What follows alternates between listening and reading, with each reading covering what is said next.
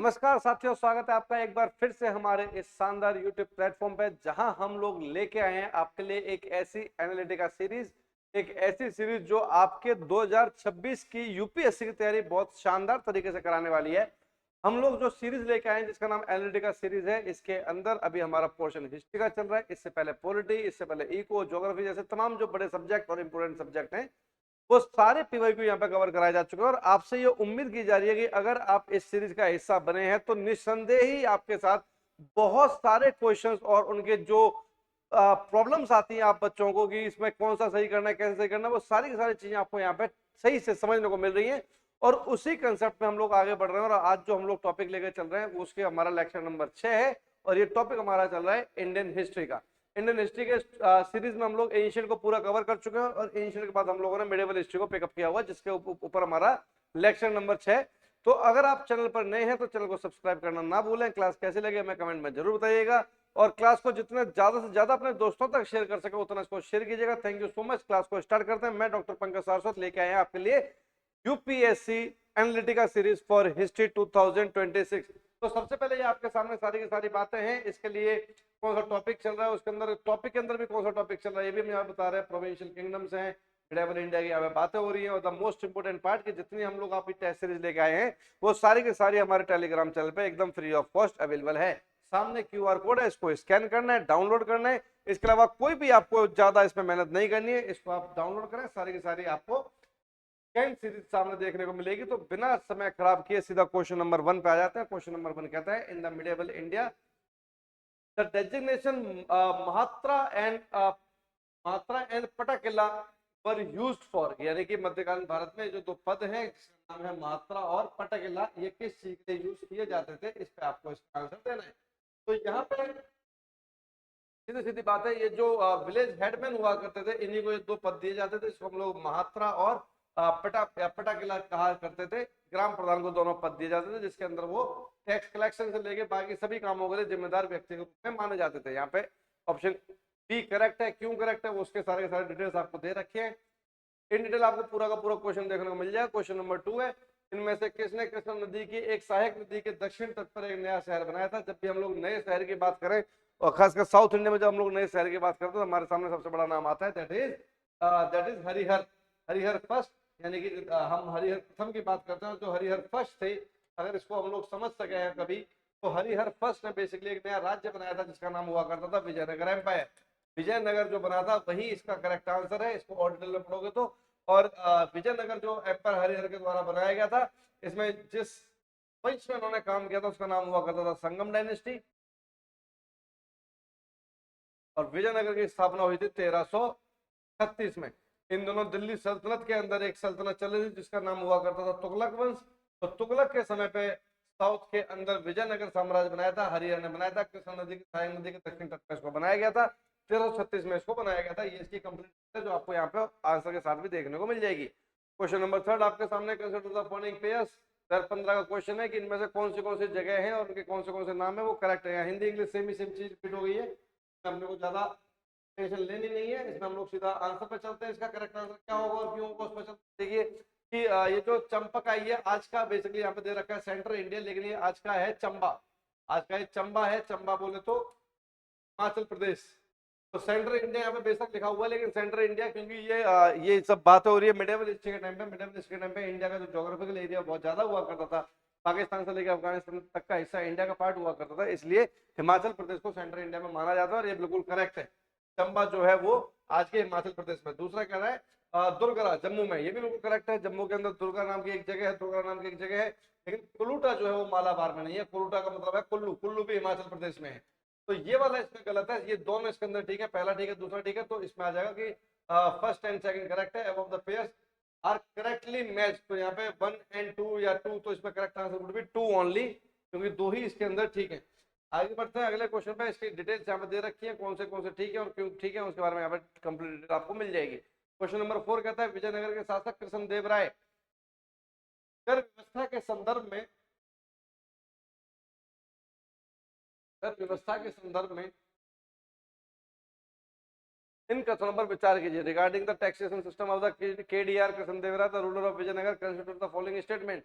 The tax rate of the land was fixed depending on the quality of the land, बिल्कुल correct है। एक में कोई भी संदेह नहीं है कि भूमि का कर उसकी गुणवत्ता के आधार पर लिया जाता था। दूसरा कह रहा है private owner of the workshop paid and industrial tax, कार्यशालाओं के निजी स्वामियों को भी उद्योग कर देना पड़ता था। दोनों ही पॉइंट एकदम करेक्ट है, तो ऑप्शन नंबर सी इसका करेक्ट हो जाएगा। Both are correct, 1 and 2 both are absolutely correct. Question इसका डिटेल्स यहाँ पे ये रहा आपके सामने, question number option number C है।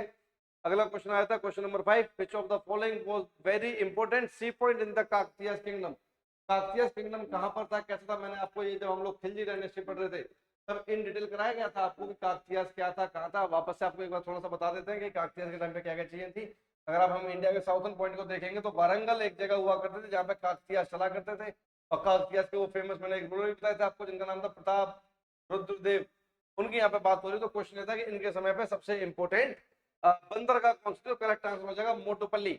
मोटोपल्ली was the sea port during that Kakatiya kingdom. Warangal यहाँ पे क्षेत्र था, उसके बारे में यहाँ पे सारी की सारी बातें की जा रही है। क्वेश्चन नंबर 5 को ऑप्शन नंबर बी करेक्ट आ जाता है, करेक्ट काकतीय। उसके बाद हम लोग जाते हैं अगले क्वेश्चन में, question number 6, which of the following foreign traveller elaborately discuss the diamonds and the diamonds of mines of the India। इनमें से किसने भारत में हीरे और हीरे खदानों का विस्तृत वर्णन किया? तो करेक्ट आंसर इसका हो जाएगा जीन बैप्टिस्ट टेवेनियर। तो जीन बैप्टिस्ट जो थे इनकी किताब के अंदर इसका प्रॉपर डिस्कशन कर रखा है कि इंडिया और इंडिया के अंदर जो हीरे थे इन सब की बातें कर रखी है। क्वेश्चन नंबर 6 का करेक्ट आंसर हो जाएगा बी। और कब आए थे, कब आए थे, कहां से आए थे, कहां से रहे थे, कहां के रहने वाले थे, वो पूरी की पूरी डिटेल आपको इसके एक्सप्लेनेशन में मिल जाएगी। इसलिए ये पेपर आपके लिए डाउनलोड करना बहुत ज्यादा जरूरी है, क्योंकि इसमें क्वेश्चन के साथ साथ आंसर दे रखे हैं, और आंसर में सबसे इंपॉर्टेंट है कि क्यों ठीक है और क्यों ठीक नहीं है, उसके बारे में यहाँ पे आपको कंप्लीट डिटेल मिल रही है। तो इस एक क्वेश्चन से आपके 4 क्वेश्चन तैयार भी हो रहे हैं, इसलिए जितना आप इसको डेप्थ में स्टडी करोगे उतना आपके लिए ज्यादा बेहतर निकल के आएंगी। क्वेश्चन नंबर 7, भारतीय इतिहास के संदर्भ में निम्नलिखित कथनों पर विचार कीजिए with reference to the Indian history, which of the following statement is or are true. Statement आपके सामने, एक बार इसमें नजर घुमाओ स्टेटमेंट के ऊपर। पहली स्टेटमेंट कहती है आरकोट का निजामत हैदराबाद राज्य से उभरा, the Nizamat of the Arcot emerged out of Hyderabad state. Mysore राज्य विजयनगर से उभरा, the Mysore kingdom emerged out of the Vijayanagar empire. And Rohilkhand was the kingdom was form out of the territories occupied by the Ahmad Shah Durrani. Ahmad Shah Durrani Afghanistan, Rohilkhand कहां पर था? यूपी के पास का एरिया। तो ऑब्वियस सी बात है ये तो चीजें नहीं हो सकती। ठीक है, अब 2 में आ जाओ, the Nizamat of the Arcot emerged out of Hyderabad state. देखो यहाँ निजामत की बात हो रही है, स्टेट की बात हो रही है। जैसे कि number 2, the Mysore kingdom emerged out of Vijayanagar empire. मैंने आपको पूरा डिटेल में ये वाली क्वेश्चन का आंसर आपको कराया हुआ था, कौन सा बैटल था, कब हुआ था। हमने डिंडीगुल, तलीकोटा जैसे कई तमाम बैटल्स की बात की थी, कौन कौन लड़ा था। और हम ये भी जानते हैं कि जब मैसूर राज्य बना विजयनगर के विखंडन होने के बाद, जब डिसेंट्रलाइजेशन हुआ या डिसइंटीग्रेशन हुआ विजयनगर एम्पायर का, तब वहां पे एक स्टेट बना था। 4 मैंने इंपोर्टेंट स्टेट बताए थे, जिनमें एक विजयनगर था, एक हैदराबाद था, एक त्रावणकोर था, और एक मद्रास जैसे स्टेट मैंने आपको यहाँ पे बताए थे। तो मैसूर राज्य की स्थापना उसी में से निकली थी। ऑप्शन नंबर बी एकदम करेक्ट है। और आरकोट का जो निजामत है वो हैदराबाद राज्य से नहीं उभरा था। Nizamat was the designation which was started by Aurangzeb. ये औरंगजेब के समय से आया था, ना कि हैदराबाद। ऑल्दो आरकोट टेरिटरी जो है वो हैदराबाद से निकली है, लेकिन वो हैदराबाद के अंदर या आरकोट के अंदर टेरिटरी का नाम पूछ के निजामत के बारे में पूछना था, तो निजामत जो था वो हैदराबाद से उभरा। ये वाला पॉइंट इसका गलत हो जाता है। Correct answer would be only 2। Only 2 के अंदर क्या है? ऑप्शन नंबर बी आपका एकदम इसका करेक्ट आंसर है। Question number 7 option number B आपके सामने। तो ये सब डिटेल आपको यहाँ पे दे रखे हैं, चीजें आपको याद रहेंगी। सही नहीं है, क्यों नहीं है, लिखा हुआ है कि ये औरंगजेब के समय पे आया था। ऑप्शन नंबर बी विजयनगर का लिखा हुआ है, वॉडिया डायनेस्टी आई थी, बताया था भी आपको। और अहमद शाह दुर्रानी जो था वो जीते कभी नहीं बना पाया, अफगानी था, इसलिए ये ऑप्शन आपका गलत हो जाता है। Question number 8, consider the following pairs. 2022 का क्वेश्चन है। यहाँ पे एक साइड में किंग लिखे हुए हैं, दूसरी साइड में उनके राजा के राजवंश लिखे हुए हैं, आपको सही बताना है कौन से। यहाँ पे अगर हम लोग प्रॉपर तरीके से, जैसे कि ननुकास जो थे वो चंदेल थे, जय शक्ति जो थे वो परमार थे, और नागभट्टा जो थे, नागभट्ट जो थे वो गुज्जर थे, और भोज जो थे वो राजपूत थे। ये चीजें इसके अंदर आपको बतानी है कौन से युग में सही सम्मिलित हैं, यानी कि how many pairs given above are correctly match. Pair कितने करेक्ट मैच हो रहे हैं? तो यहाँ पे 2 पेयर तो करेक्टली मैच हो रहे हैं, एक 2 पेयर जो है वो करेक्ट मैच है। कौन से वो 2 पेयर मैं आपको बता देता हूँ कि ये बिल्कुल करेक्ट है कि ननुकास जो थे वो चंदेल थे, और जय शक्ति जो थे वो परमार थे, ये गलत है। नागभट्ट जो थे वो गुजर प्रतिहार थे, ये वाला भी ठीक है। और भोज वाला जो है ये राजपूत नहीं थे, ये भी परमार हुआ करते थे और ये चंदेल हुआ करते थे। तो ऑप्शन नंबर ए करेक्ट है और ऑप्शन नंबर सी करेक्ट है। थ्री ये दो करेक्ट है, यानी कि ये करेक्ट मैच है और ये करेक्ट मैच है, बाकी ये दो गलत मैच है। तो टू पेयर कौन से ठीक है वो मैंने आपको यहाँ पे बता दिया और आंसर के अंदर भी आपको प्रॉपर चीजें इसकी देखने को मिल जाएंगी। बी है और उसके अंदर सारी की सारी चीजें दे रखी है, कौन कहां से था कहां से नहीं था। Question number 9, in medieval India the term fanam refer to, fanam एक अच्छा शब्द है फनम, ये क्वेश्चन आया कई बार इसके आसपास बेसिकली क्वेश्चन नहीं आता, लेकिन क्या होता है कई बार ऑप्शंस में चीजें आपको देखने को मिल जाती है। जो फनम वर्ड है बेसिकली, ये फनम वर्ड कॉइंस के लिए, सिक्कों के लिए यूज होता था। करेक्ट आंसर जो हो जाएगा ऑटोमेटिकली हो जाएगा कि फनम जो थे वो सिक्के कॉइंस के लिए इस वर्ड को यूज किया जाता था। और यहाँ पे आपको डिटेल्स मिल जाएंगी किसने यूज किया, पैगोडा क्या था, पैगोस क्या था, बरा क्या था, वो डिटेल आपको यहाँ पे देखने को मिल जाएंगी।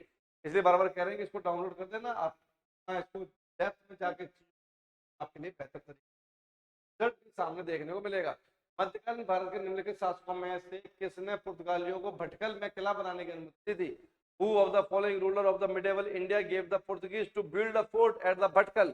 जब हम लोग भटकल की बात करें या हम वहां पे पुर्तगीज की बात करें तो इनके समय पे, पुर्तगाल के समय पे इनमें से कोई भी शासक नहीं था। There was only one ruler which was Krishnadevaraya, जिसको हम लोग शॉर्ट में केडीआर कहते हैं। ठीक है, ये बाबर के भी समकालीन थे, पुर्तगीज के भी समकालीन थे, तो इसका correct answer would be KDR Krishnadevaraya. तो कृष्णदेवराय ने पुर्तगालों को ये परमिशन दी थी ऑलमोस्ट 1508 के आसपास के, 8 से 1510 के बीच की ये कहानी है। करेक्ट आंसर इसका हो जाएगा ए। चीजें आपके सामने आपको देखने को मिल जाएगी। 1510 मैंने कहा था, 1510 के आसपास की कहानी एग्जैक्टली सामने आपके आ रही है। ओके, अब यहाँ से कुछ क्वेश्चन आएंगे हमारे रिलीजियस मूवमेंट पे मिडिवल इंडिया के दौरान। तो रिलीजियस मूवमेंट में क्या क्या चीजें बहुत इंपॉर्टेंट है, देख लेते हैं इसको भी। With reference to the culture history of the medieval India, consider the following statement. सांस्कृतिक इतिहास के संदर्भ में निम्नलिखित कथनों पर विचार कीजिए। सिद्ध एकेश्वरवादी थे और मूर्ति पूजा की निंदा करते थे, बात बिल्कुल ठीक है। एकेश्वरवादी का मतलब होता है जो सिर्फ एक ही ईश्वर को मानते हो, वो एकेश्वरवादी है। तो ये बिल्कुल सही आता है। और एक ईश्वर को मानने वाले मूर्ति पूजा की हमेशा निंदा ही करते हैं। तो option number A is absolutely correct. दूसरा कहता है कि लिंगयात जो थे वो पुनर्जन्म के सिद्धांत पर प्रश्न उठाते थे और जाति व्यवस्था को स्वीकार करते थे। ये पॉइंट भी बिल्कुल ठीक है। लिंगयात जो है वो आपको साउथ में देखने को मिलेंगे। लिंगयात के अंदर क्या है, बेसिकली एक ही धर्म को मानते थे। उनका जो एक धर्म था वो भगवान शिव के उसको मानते थे, शिवलिंग के पूजा उपासक थे। तो यहाँ पे दोनों ही करेक्ट है, तो ऑप्शन नंबर सी करेक्ट हो जाएगा। Both A and B, both are correct. आगे बढ़ते हैं। उसके बाद क्वेश्चन नंबर 11 का एक्सप्लेनेशन आपके सामने क्या क्या एक्सप्लेन कर रखा है, कैसे कर रखा है। इस एक्सप्लेनेशन को आप अच्छे से पढ़ लेंगे तो आपके बहुत सारे कंसेप्ट क्लियर हो जाएंगे। क्वेश्चन नंबर 12 आपका कहता है कंसीडर द फॉलोइंग स्टेटमेंट। 2019 का क्वेश्चन है कि Sen Nimbarkar was the contemporary of the Akbar. नहीं, ये नहीं है। निम्बारकर तो अकबर थे, तो 400 साल के आसपास ऑलमोस्ट पहले हुआ करते थे। पहला सही नहीं होता। चलिए दूसरा है कि कबीर, संत कबीर अहमद सर हिंद शेख सर अहमद सर हिंद का गहरा प्रभाव था। नहीं, ऐसा भी कुछ प्रभाव, तो दोनों ही इसके अंदर पॉइंट जो है वो गलत है। तो नीदर वन नॉट टू, यानी कि ऑप्शन नंबर डी इसका एकदम करेक्ट आंसर हो जाएगा। अब किसके वो उपासक थे, क्या क्या चाहिए थी, यहाँ पे आपको देखने को मिल जाएगी इन डिटेल, आप सारे देख सकते हैं। 15वीं शताब्दी के महान संत समाज सुधारक थे, उनका भक्ति आंदोलन पर गहरा प्रभाव था। उनकी प्रमुख रचनाओं में साखी ग्रंथ, अनुराग सागर और बीजक जैसे ग्रंथावली शामिल है। क्वेश्चन नंबर 13 क्वेश्चन कहता है according to the Portuguese writer Nunes, the women in the Vijayanagara Empire were expert in which of the following areas। तो नुनीस जो था ये ट्रैवलर था, पुर्तगीज से आया था, इंडिया को लेकर बहुत सारी बातें की थी, खासकर महिलाओं को लेकर बहुत सारी चीजें लिखी थी। और ये अपनी किताब के अंदर लिखता है कि इन जो है वो रेसलिंग में, कुश्ती में, एस्ट्रोलॉजी में, ज्योतिष में, अकाउंटिंग में, लेखा जोखा में और सूत सिंह में, यानी कि भविष्यवाणी, चारों के अंदर निपुण है। तो इसका ऑप्शन नंबर डी जो है वो एब्सोल्युटली करेक्ट आंसर यहाँ पे देखने को मिलता है। आगे बढ़ते हैं अगले क्वेश्चन पे। इसका करेक्ट एक्सप्लेनेशन आपके सामने है, क्यों है, क्या है, कब आया था, किसके टाइम पे आया था, वो चीजें यहाँ पे आपको देखने को प्रॉपर तरीके से मिल जाती हैं। चलिए आज के क्वेश्चन ये थे, इस टॉपिक के बेसिकली क्वेश्चन ये थे। अगली बाकी के क्वेश्चंस के लिए अगले सीरीज के साथ वापस से आपके साथ दोबारा जुड़ेंगे कल सेम टाइम। अगर आप चैनल पर नए हैं तो चैनल को जरूर सब्सक्राइब कर देना। क्लास आपको कैसी लगी अपने कमेंट जरूर बताना, आपके कमेंट हमारे लिए बहुत ज्यादा वैल्यूएबल है। थैंक यू सो मच, नमस्कार।